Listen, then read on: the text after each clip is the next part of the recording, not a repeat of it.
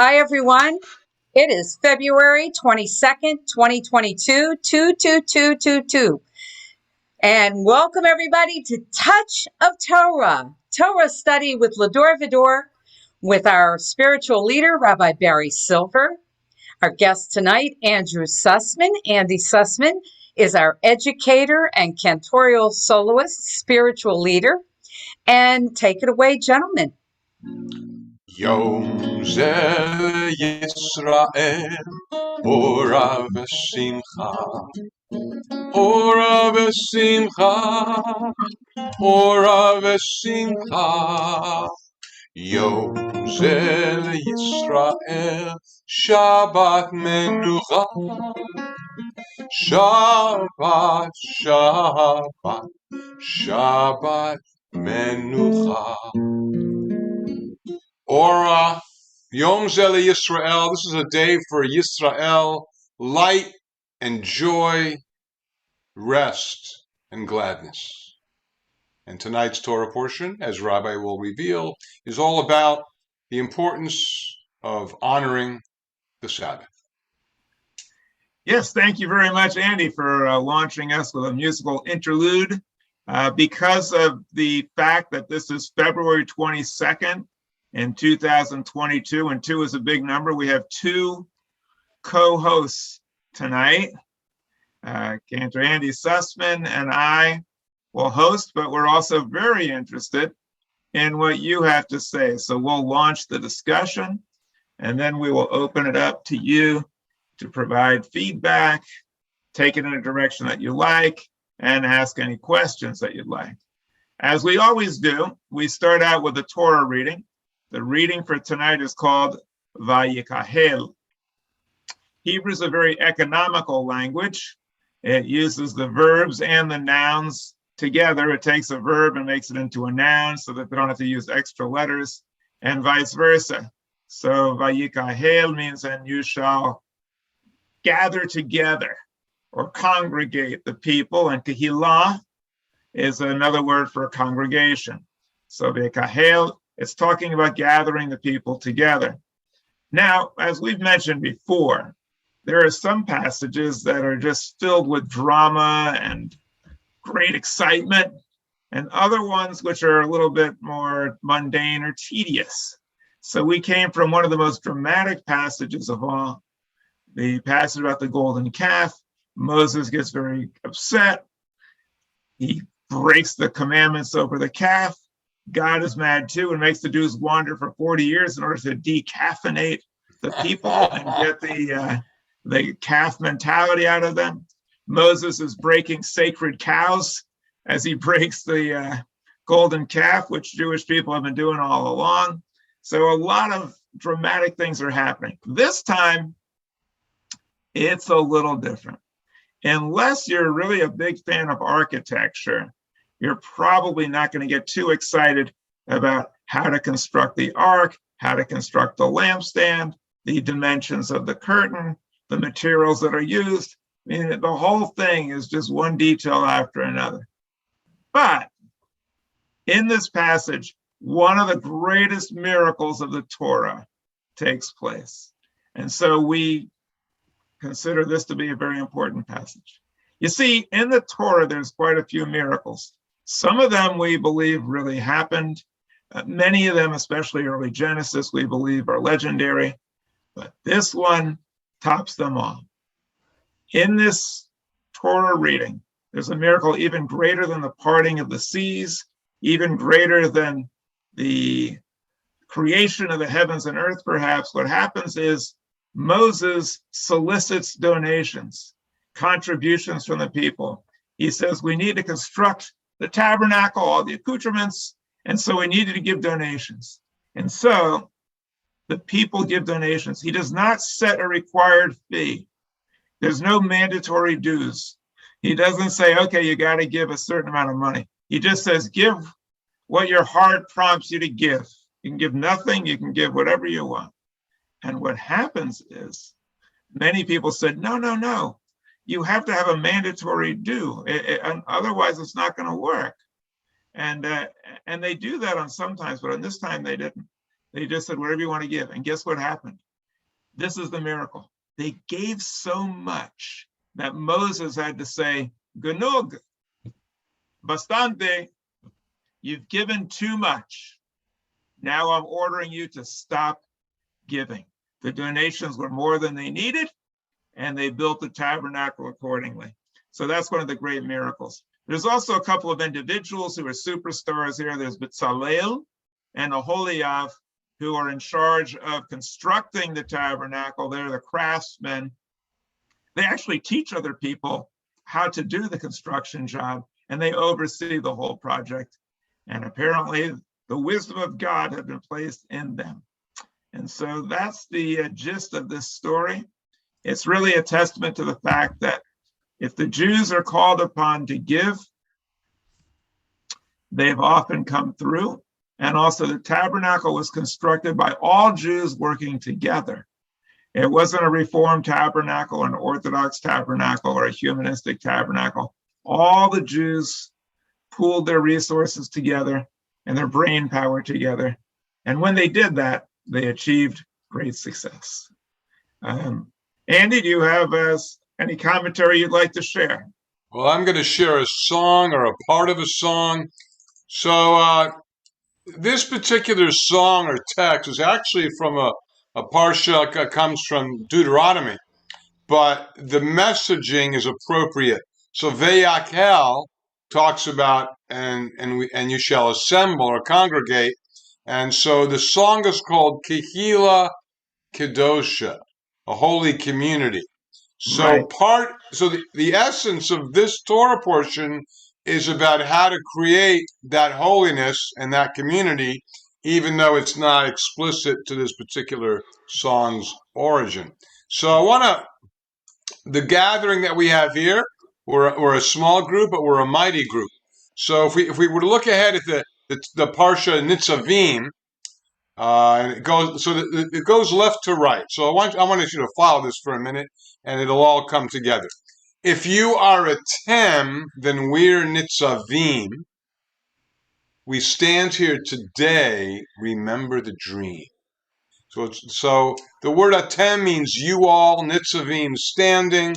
So Moses is talking to the flock, as it were, and he says, if you are present, if you are here and focused, and the congregation says, yes, we are standing, we are listening, we are ready to hear what you have to say. Now, this narrative is repeated many times. I mean, Moses talks to the Hebrews countless times, and this particular time, of course, is near the end. But anyway, having said that, I want you all to unmute yourselves for a minute, if you can. I don't know if Sharon allows you to do that. Yeah. But I want us to read this as a congregation, and I'm going to read the left side, and you're going to read the right side. So I'll begin. Each one of us must play a part, and then you'll say each one of us must heed the call. The call. All right, so let me start this again, and we're going to ping pong. And when we're done with the top section, just listen for a minute. Each one of us must play a part. Each one of us must heed the call. Each one of us must seek the truth. Each one of us is a part of it all. Each one of us must remember the pain. Each One of us must find the joy. Each one of us. Each one of us. Each one of us. Okay, and here's just the chorus to the song. Kehila, Kedosha, Kehila, oh, ba, ba, ba, Kehila, Kedosha, Kehila, Kedosha. Yeah, that's the chorus. Anyway, let's do the next part. Each one of us must start to hear. Each one of us must sing this song. Each one of us must do the work. Each one of us must right the wrong. Each one of us must build the home. Each one of us must hold the hope. I'll say this, you echo it. Each one of us Each one of us. Each one of us. Okay, very good. Back to the chorus. Kehila, Kedosha, Kehila, Kedosha, Kehila, Kedosha, Kehila, Kedosha. Just listen for a minute. It's how we help. It's how we give. It's how we pray. It's how we heal. It's how we live. You pop in the words. It's how we Help, It's how we give, It's how we pray, It's how we heal. It's heal, how we live. live. And back to the chorus. Kehila, Kedosha. So once again, Kehila Kedosha means holy community. And this portion is talking about the idea of gathering. And you will notice from our attendance tonight, we have the minimum, and then some, a little bit, of a minyan. So the minimum number for a holy community is 10. We've exceeded that. Bravo to all of you who are attending. And I will turn this back to Rabbi. If you leave this up for a minute, the word kehila is the word that I was referring to. That's the noun form of Vayakhel. So the passage is called Vayakhel. Va means and, Yikahel means you shall gather. And from that same root, Yikahel is Kahila, which means a gathering or a congregation. Thanks, Andy. Now let's, Andy, do you want to say anything about the Torah reading, or should we turn it over to others? You're muted, Andy. It's out of the way. You're muted. You were muted, Andy.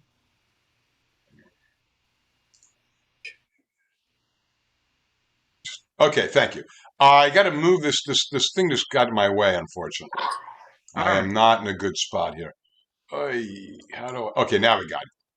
All right, so you want me to share something else? I will. No, did you want to comment on the Torah reading? Yeah, no, I am. By way of a song. But let me... we're going to comment. You've already done 2 songs. We're having a discussion tonight. Go ahead. So as far as the Torah... Okay, here's my comment. By way of the Torah portion. So, like I said, the essence of this Torah portion is that the Sabbath is sacred above all else.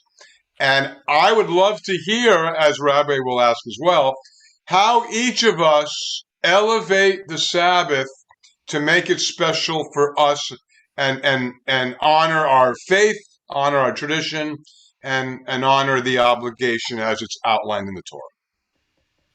All right. Does anyone else have any comments on the Torah reading or any questions about the Torah reading before we move on to other issues or responding to Andy's question? Anybody want to jump in? Go ahead, Stanley. I think that's a great motto from that parsha to use, let's say, for a synagogue. Help, give, pray, heal, live. I mean, what more could you say? Yeah, that sums it up well. Yeah. Anybody else?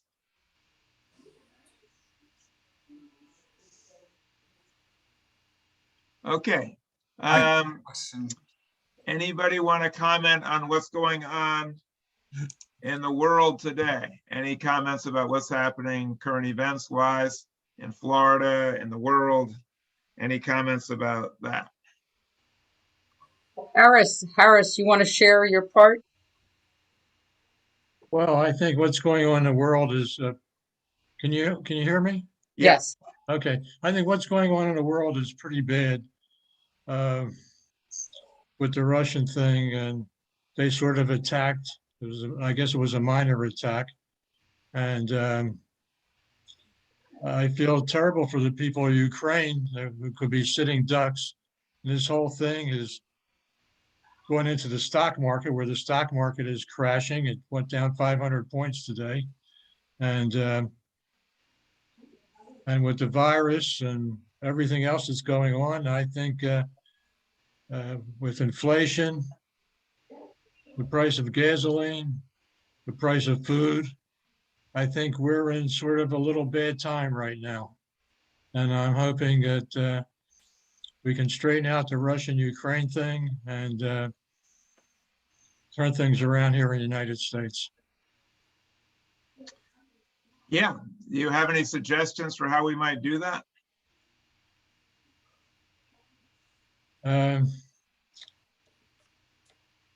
I think we'll have to bring back Donald Trump to figure it out or something. I don't. Yeah, I guess. In case you don't know, Harris is being rather facetious. So Yes, thank you. I am. Yes, he is. All right. Anybody else have any any thoughts about what's going on? Sid. Sid is ready. Yeah. There you go. Unmute, Sid. You know, I'm perplexed because the conservative Republicans are on Putin's side, and I don't get it. But that being the case, I believe that the Russian speakers who live in the Ukraine should be allowed to join, their fellow countrymen, and let the Ukrainians alone. That's just my opinion. That's an interesting proposition there, Sid. I don't know. Maybe that could be the solution to the whole thing. Let the eastern edge of Ukraine be co-opted, and then the whole conflict is done. I don't think that's going to be as simple as it sounds. No. It's much more than an edge. It's almost like a third of the Ukraine. Well, then that would be if that is what it would take to settle the whole thing. Maybe to right the ship. Maybe so. I think it's a fait accompli. He's already there. They're already there. Exactly. Yeah, well, Sid has an advantage over the rest of us. Sid was someone who was sent over in order to fight a war to try to stop one country from taking over another. So he knows better than it's the rest of us, and I'll include me. I don't know about anybody else. Maybe there's some other people here who have this experience, but he knows better than the rest of us how horrible war is and how much we should try to avoid it.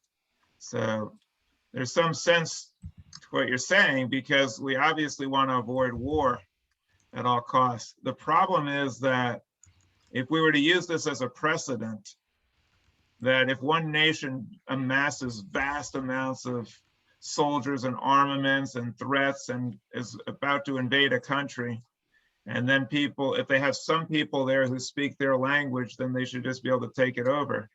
This could be a horrible, horrible precedent for the future, because there's people in America who speak Spanish. So maybe Mexico should amass a bunch of forces and say, okay, we're going to take over parts of Texas. And then you have Croatia, and you have populations all over the place where there's some people who speak the language. I mean, in those parts of Ukraine that he's trying to take over, yes, there's some Russian speakers, but there's also people who are from Ukraine, who speak their Ukrainian language first. And even the Russian speakers don't really want to, a lot of them, they don't want to get involved in the squabble, and they don't like Putin. They don't want to be taken over by a dictator and a tyrant and a thug. They kind of like how they're living right now, even though they might speak Russian. The problem is that this is taking place under the threat of military aggression by a guy who's a vicious killer and who already took over other parts of the world and who's got his eye on more. So it's kind of like with Hitler in Czechoslovakia. You could give it to him now, but there's no guarantees of what's going to happen next. But I do agree that we should be extremely hesitant to go to war and to spill blood over these types of things if it could be avoided. Anybody else want to? Ron, Ron. go ahead, Ron. I find it rather interesting that while on the one hand, if you look back 300 years or more, The Ukraine was taken over and absorbed into Russia and treated rather poorly. And the Ukraine never wanted to be part of Russia, ever. And yet, at the turn of the century, when it became the 20th century, there were an enormous number of Jews in the Ukraine. As a matter of fact, in Odessa alone, more than 50% of the population was Jewish. And that was a rather successful economy, Odessa. And they did a lot of trade and they had great education and great schools. And the quantity of Jews since then who've left the Ukraine is a testament to the abuse that the Jews experienced from the Ukrainians, who never acknowledged that this is what they really did. And it was pretty bad. And so now we're looking at it and it's turned all the way around. And the little people are the Ukrainians and the big ones are the Russians. And it's oftentimes difficult for me to stop and say, this is the bad guy. No, this is the bad guy. They're both bad guys. Neither one deserves a medal.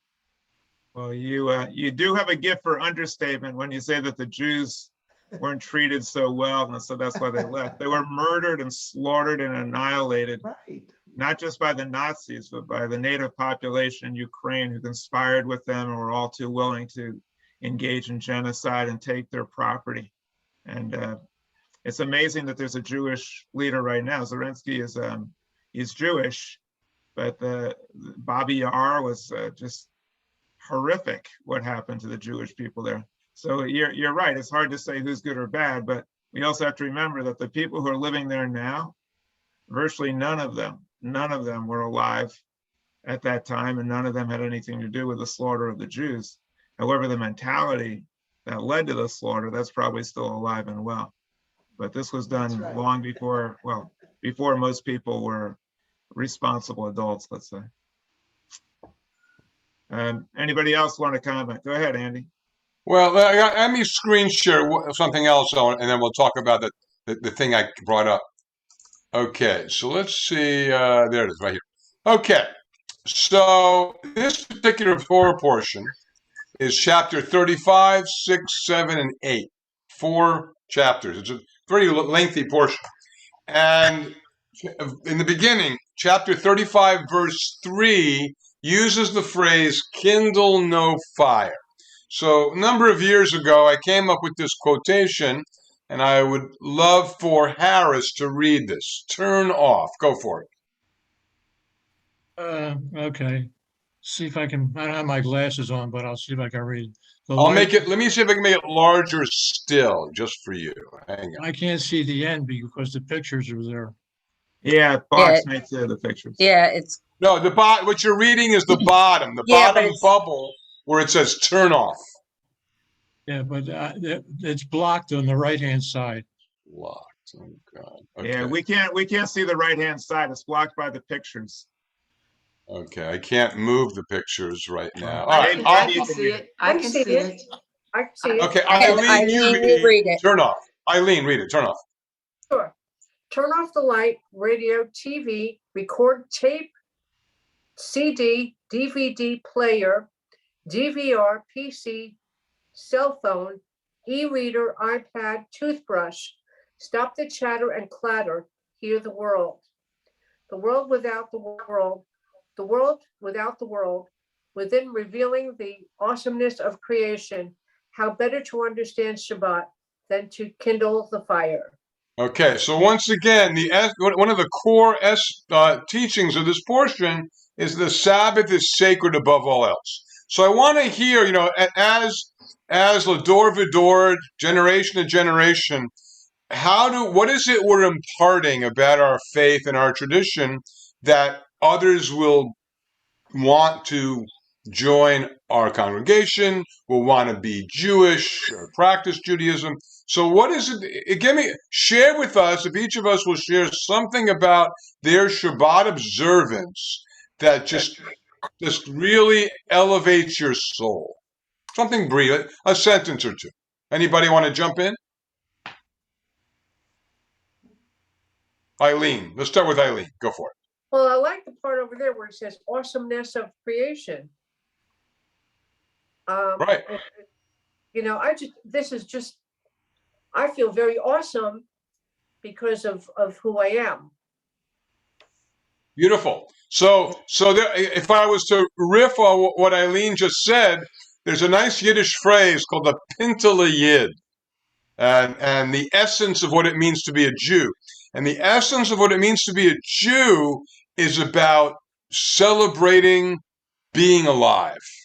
Yeah. Anybody else? Yeah, well, I'll just comment on what Eileen said and what you've put up here. It says that we should focus on Shabbat, on the awesomeness of creation. And that's one of the key reasons for celebrating Shabbat. It's creation and it's freedom, liberation from Egypt. And the thing that we're doing this week, celebrating Darwin's birthday, is that we now recognize that creation is far more awesome than anyone could have imagined. Over the course of billions of years of a process that's incredible called evolution that we didn't even know about, and that we're the product of the struggle over billions of years and the gradual changing and adaptation, the Earth spinning in its axis and in its orbit around the sun generating power for 5 billion years, little life forms beginning and then struggling and then becoming us, our forebears who championed the ability to use reason to overcome animals that were far superior to us because of our minds. The awesomeness of creation, as revealed through Darwin and science, is far greater than anything we've ever been able to realize. That's why this month and this Friday we'll actually be focusing a little bit on that because it's his birthday. So we can really, because usually we don't appreciate how awesome creation is. And like Eileen says, how amazing it is that we're here. The odds against us being here and all of that is just astounding. And so that's really what we're celebrating, the awesomeness of creation. Rabbi, I know another time you had mentioned a particular book, and I can't remember the author, something about deconstructing the rainbow. Oh yeah, Unweaving the Rainbow was a book by Dawkins, who said that because we understand what makes the rainbow work, doesn't mean that we don't consider it to be a miracle. It's even more miraculous because not only is it beautiful, but we also are amazed by how it got there, and we're edified by that knowledge. And the same thing is true with creation. Not only is creation stupendous, but when we really get to know how it happened, it's even more amazing, and we appreciate it that much more. So I want to share one more information, and then we'll throw it back to you guys to compare. Valerie, can you see that? Do you want to read that for us, where it says an artist cannot? Okay, let me, yes, I can see that. So an artist cannot be continually wielding a brush. An artist must stop painting at times to freshen his or her vision. Living is also an art. We dare not become so absorbed in its technical processes that we lose our consciousness of its general plan. Shabbat represents those moments when we pause in our brushwork to renew our vision. Having done so, we take ourselves to our painting with clarified vision and renewed energy. This applies to the individual and to the community alike. And you can see that it's written by Mordechai Kaplan. And if you're not familiar with that name, he is the founder of Reconstructionist Judaism. And Mordechai Kaplan was raised Orthodox. He was an Orthodox rabbi, but he was also a teacher on staff at the Jewish JTS, Jewish Theological Seminary, the conservative seminary. And in the 20s and 30s, he decided that it was vital or critical that a new form of Judaism be born for America, because Orthodoxy, conservative, reform were pretty much constructs of the old country, and he wanted something that spoke to the new world. Now, having said that, we're all familiar with Rabbi Barry and his new vision for cosmic Judaism, so perhaps he has something to share on that. Well, you can, of course, tie it in with Kaplan. I appreciate the quotes that you have here because they're really interesting quotes. Yeah, Kaplan believed, well, two things is what motivated him. One thing is he deplored the fact that the Jews had all these different denominations and that they were all divided up. And he thought Judaism should be one civilization and everybody joining together, not just for religious purposes, but it should guide everything we do. And he also believed strongly in evolution. He referred to Judaism as being an evolutionary type of religion that's constantly growing and, as he said, reconstructing itself every generation with modern understandings. Those are the two things that guided him. Sadly, although he thought that all Jews should be one and didn't like all the denominations, his disciples forgot that message and just became another denomination. So in that way, they went down a path that he really wouldn't have cared for. And they even have a prayer book, which they believe is like holy grail. You can't deviate from that prayer book. It is a great prayer book. The Siddur is excellent, but they kind of have this blind attachment to it and don't want to accept other ways. And the other thing is, as far as the evolution of thought, what happened in Reconstructionist Judaism is that each congregation became an entity unto itself, and they didn't have a core belief. It's just, well, whatever the congregation wants to believe, that's okay. So consequently what happened was there's no systematic, no organized conceptual thought in Reconstructionist Judaism to basic questions like, who wrote the Torah? What is the nature of God? Is there a God? The answer to all of these things is, well, whatever the congregation decides, that's what it is. And so it's kind of like a mishmash of ideas. But one thing that we do remember also about Mordecai Kaplan, his followers might not have quite understood him, but he was a revolutionary and a genius. And if you read his ideas, like the quote that you have and many others, he was a genius. And of course, he was severely criticized and faced all types of anger and concern by people who thought, what are you doing? And anytime somebody starts something new, that's the inevitable result. But he contributed greatly, and we learned much from him. And I derive much of my understanding of cosmic Judaism, evolutionary Judaism from his teachings. He was very, very, very enlightened. Anybody else want to share any thoughts about any of this or what's going on in the world?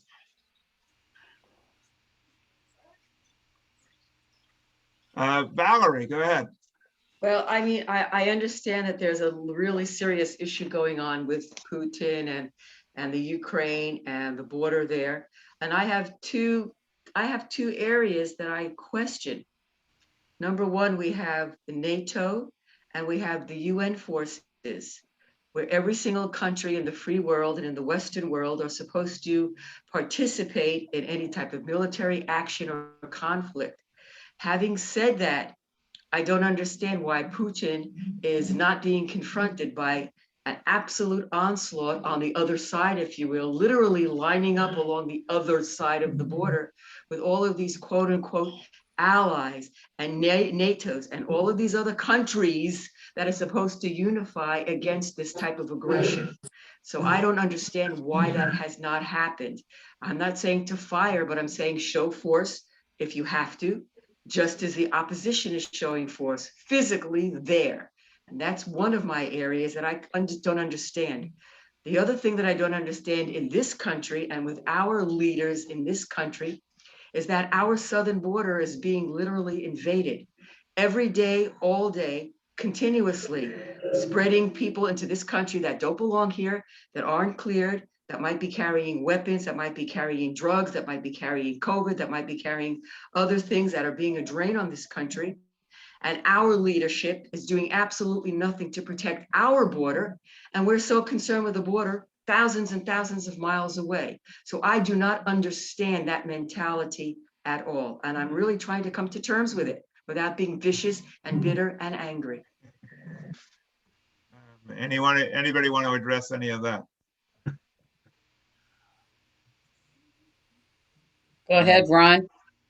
I think it's obvious that we're trying to do the best we can to confront it without going to outright war, which will result in the loss of millions of people, many of them from this country. So it's a tough step-by-step process to go through this and to hold it off and to confront them and to simultaneously avoid a direct confrontation. Yeah. Anybody else? Well, I completely understand that, Ron, and I am not advocating violence, but I am advocating that if he is mounting up thousands and thousands of people along a border, then NATO and all of the allied world should line up people thousands and thousands along the other border. Because if he sees that there's going to be this kind of opposition, he will back down. He won't back down if there's nothing there to stop him. And I still have a problem with the fact that our border is so porous, and we as the American population, it's the fiduciary responsibility of our government to protect us. And I do not feel, and especially with our press and everything else, we are not being looked after as we are supposed to be. And I really have a concern about that. Okay, we are all relatives and descendants of immigrants, but we came into this country under certain conditions, and those conditions still apply, and they are not being enforced. Our laws are not being enforced to help save, secure, and make the American lives better. That's my concern. Go ahead, We Andy. have 250,000 people lined up against 250,000 people, and nobody shoots their gun even one time. That's great. Then we'll do okay.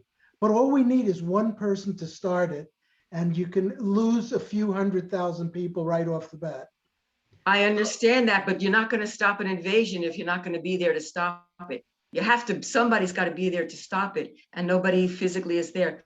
The man is not going to talk to anybody. He has proven that. Diplomacy, as of right now, is not working. It's just not working. I respect your opinion, and I hope you respect mine.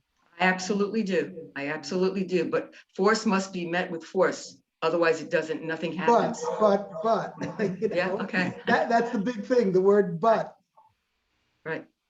Yeah, I hear what you're saying. I hear what you say, but that's how World War II continued, because we did not stop it. The Allied forces did not stop it when it was stoppable. Right now, in my opinion, it is still stoppable with the show of force. It is still stoppable. It will not be stoppable if we wait much longer. And I'm not talking about the United States of America per se. I'm talking about the free world. That's what I'm talking about. Go ahead, Andy. Yeah, I understand Valerie's frustration for sure, but I'll have to say that I approve of the economic sanction approach, because at some point the other side needs to know what price they're going to pay for their aggression, and they have to decide, is that really the route we want to go? So maybe Putin will go a certain distance, whatever his agenda, and maybe he'll eventually decide, okay, I think I need to save face, but not go anymore. But the other issue, aside from Russia, is China. And that's a whole nother bailiwick in terms of Taiwan, in terms of how China's dealing with their Muslim minorities. That's a whole other one conversation. issue at a time. But here's the deal. Let me throw one more thing out as far as the southern border of the United States. And I'm saying this in terms of just sharing some facts, and then you can decide how to interpret those. The previous administration had an opportunity. They passed a $2 trillion tax cut, just railroaded it through in, if not hours, days. Let's say that you took 50 billion off of that. 50 billion from a trillion is a very small amount. They didn't do that. They forgot about that. They didn't budget or fund, quote unquote, the building of the wall. Now, the wall may not have been the most effective way to deal with it, but they were touting it as a solution, and yet they didn't execute it. They just talked about it. After that $2 trillion tax cut was passed, they start looking for funds at different pots. They were going already funded programs in the Defense Department and other places. They were trying to create a pool of money after the fact. So I was disappointed that if they had a vision, they didn't really follow through on it.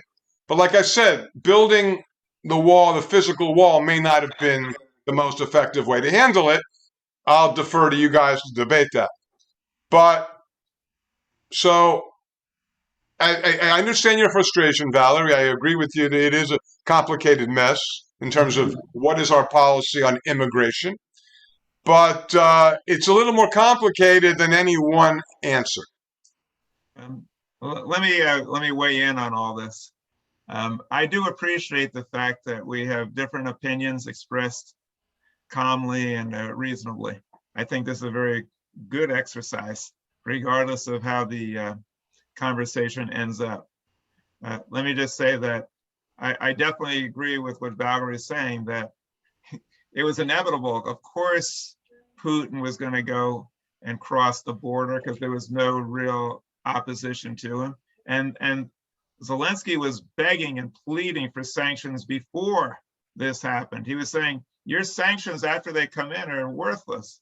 And they really are. I mean, saying, once you crossed over the line, then we're going to do sanctions.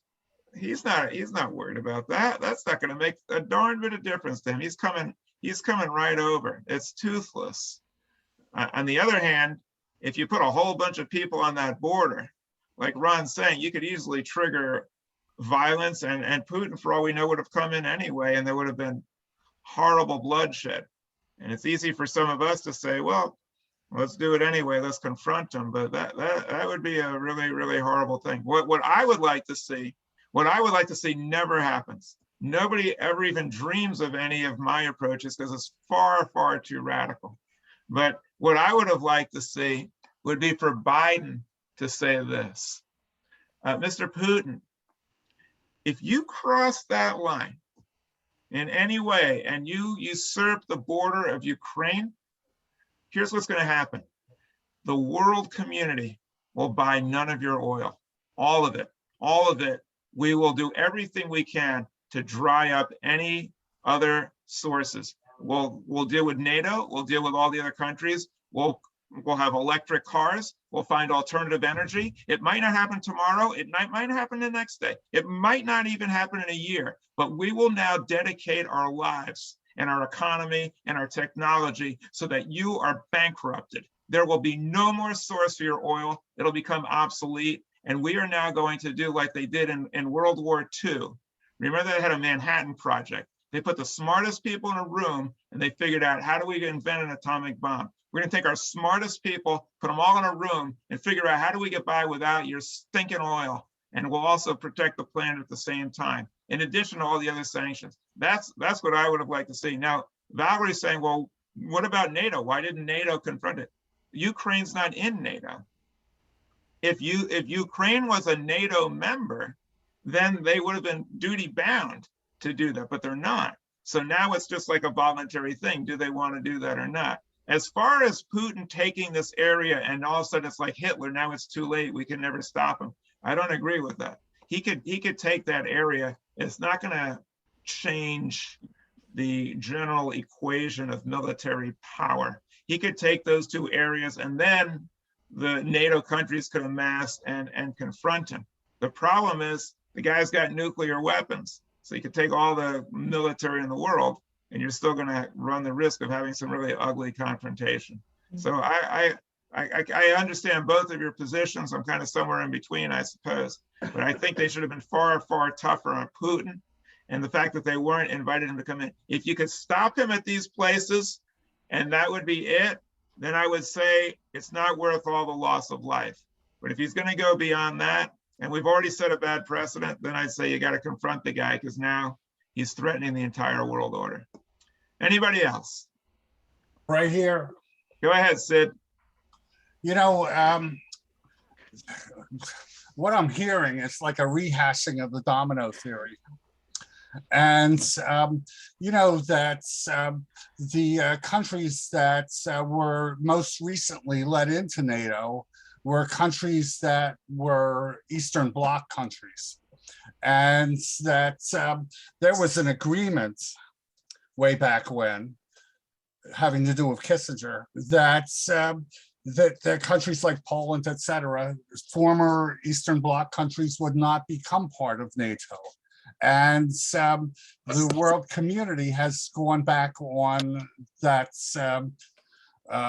that reality, and so it's kind of like understandable that that Putin would be a little nervous about the Ukraine, because it's you know, because the map of Ukraine like extends kind of like into Russia, and if Ukraine became part of NATO, and I'm sure that there's plenty of people that would love that, it would be a disaster for Russia, especially in Putin's eyes. That's all Putin talking points. NATO has never attacked Russia. NATO has never engaged in any act of aggression. NATO was never threatening Russia in any way. This is Putin just manufacturing reasons to take over. He's got his eye on these countries. He said he wants to reclaim the old USSR. That's his goal. There's no threat. There's no armed forces ready to march into Russia. Nobody's even talking about such a thing. He's just spewing this nonsense as a pretext to take over lands that he has no business in. Stanley had his hand up. Go ahead, Stanley. Well, I was going to say, I sort of agree. I don't think people understand Putin. I think he goes back to World War II when the Nazis almost annihilated Russia. And they live that fear to this day, I believe. And he wants to recreate Soviet Union. I mean, I think that's almost clear, although not that evident quite yet, but that's what he wants to do. If we're going to feed these sanctions by the teaspoon instead of the shovel, I think he take advantage of every inch that he. I just don't think the U.S. government understands Putin. Yeah, I agree with you. He's also a vicious thug. He's a killer. He's a thug. He murders people. He's a tyrant. He's a fascist dictator. He doesn't have any democracy. He doesn't have any regard for human life. He couldn't care less. He's a megalomaniac. And you cater to people like that at your, you really suffer when you do that. This guy is bad news, Putin. What most people forget is that Putin is still a holdover from the old KGB, as Stanley was saying, and that's talking about the Cold War. That's his mindset and that's his mentality. And he doesn't understand anything but equal and opposite force. And I'm not saying to shoot the man, but that's why I'm saying if he sees that there is a buildup in opposition to that, then he will have second thoughts, because that's all he understands. There was also a Biden had a public forum, and he spoke this afternoon, and he even said about shutting down the pipeline work and shutting down some of these other areas and taking away a lot of the monies and the bankings to some of these oligarchies and preventing them from getting their finances and what have you. And in my opinion, it's a day late and a dollar short, because it was the Biden administration that allowed the pipeline to be continued to be built anyway, shutting down ours. Like their ecology is more important than our ecology. So we shouldn't do it, but it's okay for them to do it. And he did not foresee all of this. And that is not necessarily Biden per se, but it's certainly the people around him did not project into the future to see what can and would happen. I mean, this is not happening out of the blue. This has been a buildup. It has been pretty consistent for the past several months. This is not something new. Okay, it has been happening, and we have not been paying attention to it as far as to my knowledge. Okay, and now all of a sudden it's come to a head, and now we're going to take sanctions. Once again, a day late and a dollar short, which seems to be what our leaders are always in that position. We are always being reactive instead of proactive, and I have a real problem with that. And it's not just this administration. It seems to be rampant through our elected officials. We do not want to be proactive to protect ourselves and the free world. And I have a problem with that. We are constantly being reactive. And there's a problem with that. Yeah. Go ahead, Harris. I just want to get back to Valerie. Biden did take a shot. He sent 3,000 troops to Poland as a retaliatory thing. I don't know what 3,000 troops in Poland are going to do, but I don't know what that's all about or what he's thinking. So I don't think any other country wants to get involved with this. I think it's just Russia against Ukraine, and that's the way it's going to be. Yeah, well, he sent a show of force hoping that would do something, but it was insufficient. Like Valerie says, it's a day late, a dollar short, insufficient. But we have to look at this through a Jewish lens. Well, what does Judaism have to say about this? Is there a Jewish angle to it? And Jews we pursue peace and justice. We believe strongly in peace and in justice. So we want to achieve peace. We want justice. With Putin, there's been no justice, and we haven't stood up to him. At least this president isn't a puppet of Putin like the last one, where he says, oh, I love the guy, I believe the guy. At least he stands up to him, but insufficiently. And we also need to stand up for justice. And what Putin's doing to his own people is extremely unjust. The problem is we have a problem. We got a crazy, maniacal person with tremendous power, and whatever we do, it's not good. If we let him go, it's not good. If we confront them and there's violence, it's not good. We just need to try to create a world order where people like this are shut down and not coddled. We knew about Putin for years and years and years, and the world community just accepted him. The former president had a love affair with him. We need to stand up to tyrants. And if we don't, they're just going to overrun us. I think it's been a great discussion. I think we've gone far afield from the Torah reading. I just want to share one thing before we conclude. And then if anybody else has any concluding comments, the abortion bill is really a horrible thing for women, and it's a horrible thing for Jewish rights. This abortion bill would prevent Jews from exercising their religious freedom, because we believe in the right to abortion far more than this bill would allow. So it would prevent Jewish people from exercising their religious freedom. It would prevent women from exercising their rights over their own bodies. It would violate the Florida Constitution. That's why a lot of people have asked me to get involved in litigating and confronting and fighting this law. I've fought against and successfully prevented similar laws from being put into effect. And I intend to fight this one too. And if Va-Dor wants to jump in, I'd be happy to represent Va-Dor on this, because it's really a way that we could put our money where our mouth is and actually fight for things that we talk about. Instead of just talking, we could really take a stand.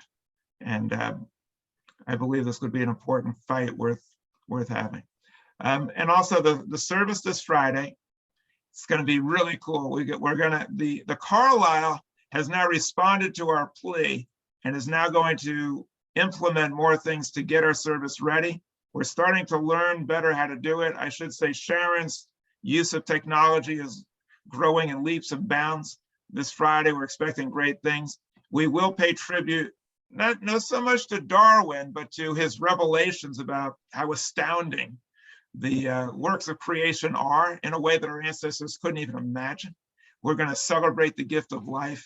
And we got some beautiful music and beautiful messages and legacy from our heritage. It's going to be really great. So I'm hoping that everybody can join us either in person or on the internet. But either way, I hope that you'll tell other people about it, because we're trying to spread the word, because rational religion is needed now more than ever. And that's what we promote here at Va-Dor.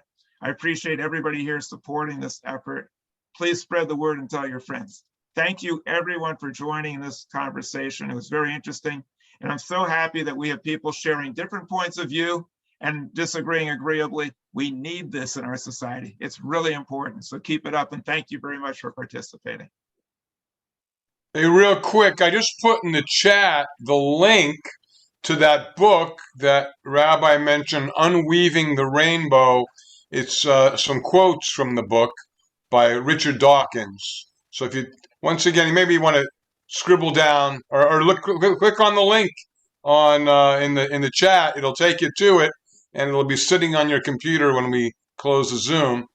But the Rabbi is saying that science is the portal to expanding the awareness of wonder, not diminishing it. Yeah, and very so, well said. Anyway. Yeah, thank you. Very well said. Anybody else? All right. Lila Tov, nice being with you all.